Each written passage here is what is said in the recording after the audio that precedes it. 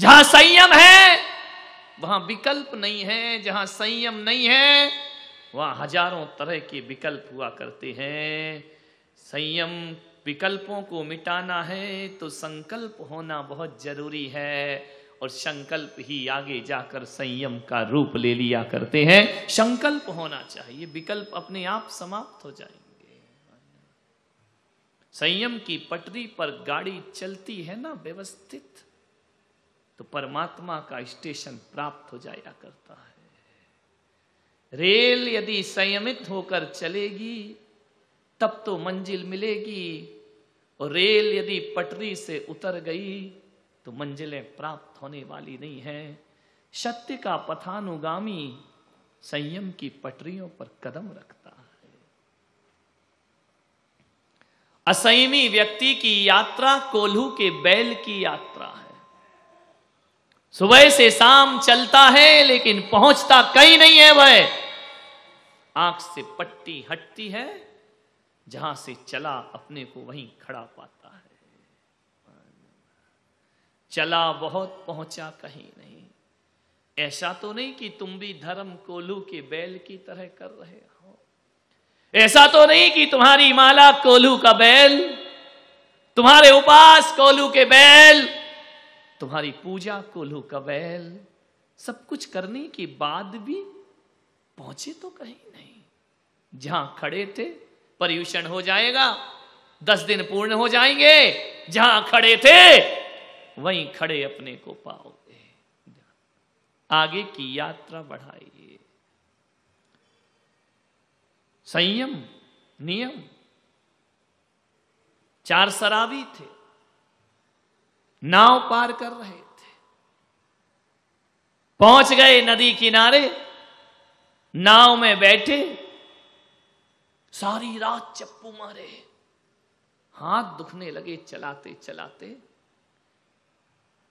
चारों शराबी शराब पिए हुए थे। बहुत चप्पू चलाया, बहुत चप्पू चलाया, थक गए, दिन निकलने लगा।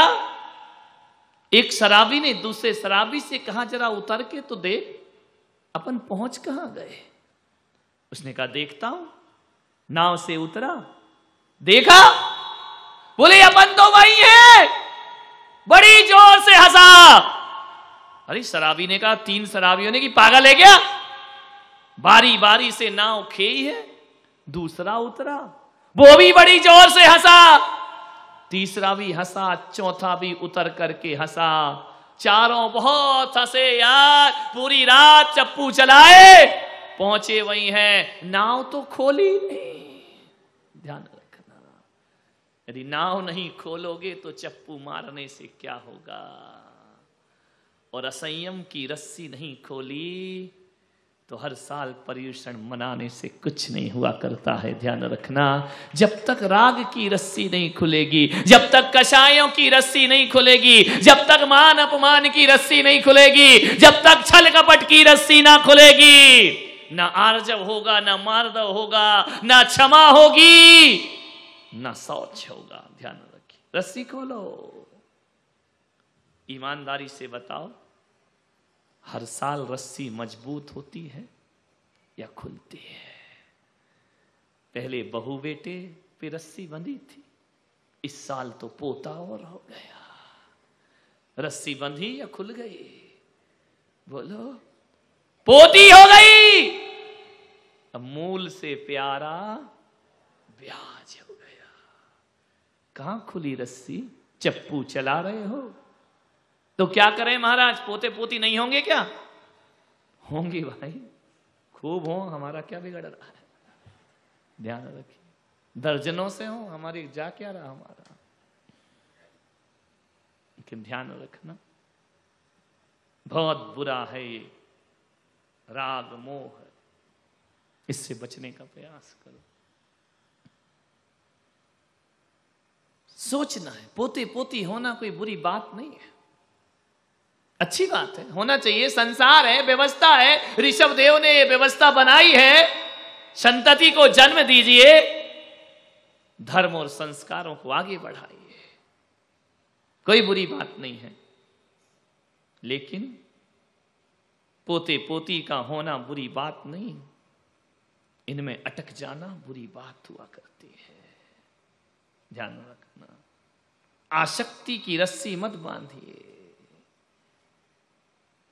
कुछ बंधन ऐसे होते हैं, संयम बंधन लगता है, संयम रूखा लगता है, संयम कठोर लगता है, संयम लगता है बड़ी कठिन चीज है। क्या करें, इच्छा ना हो तो भी बंधना तो पड़ता है। एक छोटी सी बेल को यदि ऊपर चढ़ना है तो उसे किसी बांस से तो बांधना ही पड़ता है ना। यदि बेल बंधेगी नहीं तो ऊपर कैसे चढ़ेगी? रस्सी को कुएं से बाहर निकालना है, बाल्टी को तो बंधना तो पड़ेगा ना। जो बाल्टी रस्सी का बंधन स्वीकार नहीं करेगी वो बाल्टी डूब जाएगी, और जो बेल बांस का बंधन स्वीकार नहीं करेगी वो ऊंचाइयों को प्राप्त नहीं कर पाएगी, और जो भक्त गुरुओं का बंधन स्वीकार नहीं करेंगे वो परमात्मा की यात्रा नहीं कर। बंधन है गुरुओं का बंधन, अनुशासन का बंधन। गुरु के भी दंड हुआ करते हैं। हम यदि थोड़े निरंकुश हो जाएं तो आचार्य हमें दंड देने के अधिकारी हुआ करते हैं, प्रायश्चित देने के अधिकारी होते हैं, सजा देने के अधिकारी होते हैं। और एक आचार्य यदि प्रायश्चित दे तो सौभाग्य समझना अपना। गुरु ने डांट दिया, किस्मत समझना। आचार्य ने प्रायश्चित दिया, किस्मत समझना। अरे जिस बेल का माली होता है वही बेल ऊपर चढ़ती है, बिना माली की बेल कभी ऊपर नहीं चढ़ा करती है। और जिस मोक्षगामी के, जिस कल्याण के इच्छुक पर गुरु का दंड होता है वह जीवन में ऊंचाइयों को प्राप्त किया करता है। मान्यवर, पूरे हिंदुस्तान में जिस दिन से हमने माँ बाप और घर छोड़ा है, किसी की मजाल नहीं कि हमें डांट सके और हमें दंड दे सके। लेकिन एक बात याद रखना अजमेर वालों, एक को ये अधिकार है जो मुझे डांट सकते हैं, दंड दे सकते हैं, और वह अधिकार उन्होंने मांगा नहीं है, हमने समर्पण के साथ वो अधिकार उन्हें सौंपा है। वो है सदगुरुदेव आचार्य पुष्पदंत सागर जी महाराज। सौंपा जाता। आचार्य जबरदस्ती सजा नहीं देते, आचार्य कोमल होते हैं। जब दंड देते हैं तो कड़क लगते हैं, लेकिन होते कोमल हैं। वो जबरदस्ती जज नहीं बनते हैं। हम उन्हें अधिकार दिया करते हैं कि हे गुरुदेव, यदि मोक्ष के मार्ग पर कहीं पैर लड़खड़ाएं या कदम बहक जाएं हमारे, तो ज्ञान की चाबुक मारना ताकि ये घोड़ा सीधा चलने को तैयार हो जाए। ध्यान रखिए, एक ना एक गुरु होना चाहिए जो सजा दे, दंड दे। ध्यान रखना, नहीं तो लिखा है ना, शिष्य और सीसी में डांट बहुत जरूरी है। जिस सीसी में डांट नहीं होती, डांट यानी, हाँ ये तो मालूम है,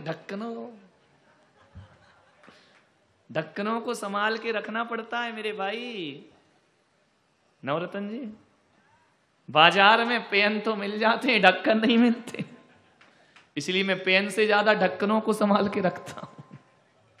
होते हैं बहुत से ढक्कन संभालना पड़ते हैं।